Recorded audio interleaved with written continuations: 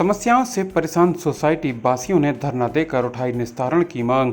देश के सबसे बड़े सूबे उत्तर प्रदेश की राजधानी लखनऊ के गोमती नगर विस्तार खंड रिशिता मैनहट्टन अपार्टमेंट के निवासियों द्वारा परिसर में अनिश्चितकालीन धरना का आयोजन किया गया। इस धरना की अध्यक्षता डॉक्टर धर्मेंद्र प्रताप सिंह ने की।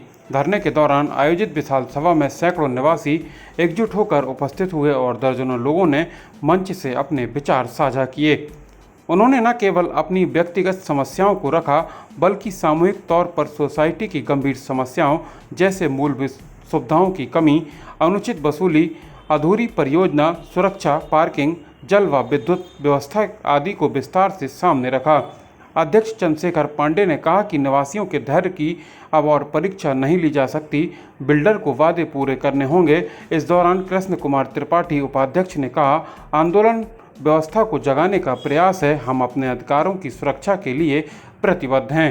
ब्यूरो रिपोर्ट, बुंदेलखंड हलचल। डेवलपर की वादा खिलाफी, जिसके लिए उसने ऑलरेडी हमसे पैसा ले लिया है या पैसा ले रहा है, को ना पूरा करना, जिसकी वजह से हमारा पूरा परिवार, हम लोग यहाँ के सारे निवासी जो एक शांतिपूर्ण जीवन की लालसा में यहाँ आए थे, का पूरा ना हो पाना हमारी सबसे बड़ी परेशानी है।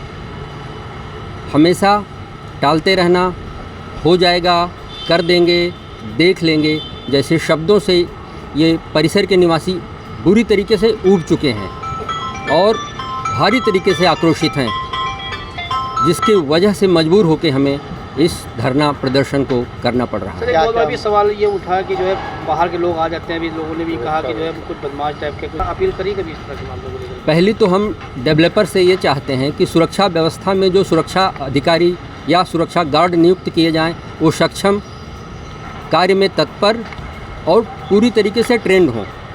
कैसे उनको गेट की सिक्योरिटी करनी है, कैसे टावर की सिक्योरिटी करनी है, निवासियों के साथ कैसे बिहेव करना है, बातचीत करना है, कैसे उनको अपना रिकॉर्ड मेंटेन करना है, डिजिटल सर्विलेंस को कैसे अपडेट करके रखना है, रिकॉर्डिंग कैसे रखनी है, इन चीज़ों में उनकी सक्षमता हो।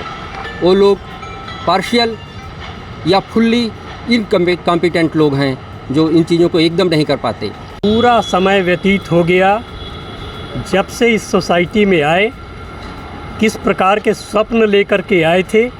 रिशिता मैनहट्टन का नाम सुन करके 25 सोसाइटीज़ इधर उधर देख करके हम लोगों ने बाद में रिशिता मैनहट्टन के नाम को देख करके यहाँ पर रहना स्वीकार किया और ये विचार था कि अपने जन्म भर की जो पूंजी हम लगा करके यहाँ पर फ्लैट खरीद रहे हैं, तो हम बड़े सुकून के साथ रहेंगे, बड़े गौरव के साथ अपना जीवन व्यतीत करेंगे।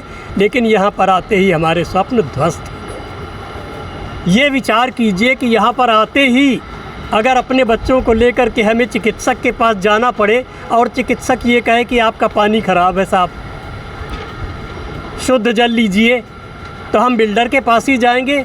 और बिल्डर ने अपने कर्मचारियों को इस प्रकार से कन्विंस कर रखा है कि कोई भी शिकायत लेकर के आए तो ना नहीं कहोगे, हाँ कहोगे, लेकिन काम कभी नहीं करोगे, क्योंकि काम करोगे तो हमको परेशानी होगी।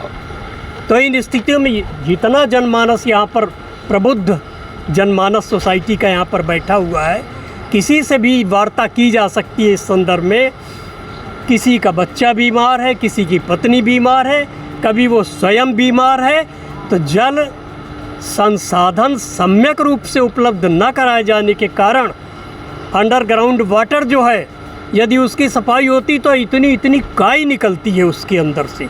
अब सोचिए कि इतना प्रदूषित जल लेकर के अपने शरीर को हम कहाँ तक सुरक्षित रख पाएंगे। ये एक बहुत बड़ा प्रश्न चिन्ह है हमारे सामने।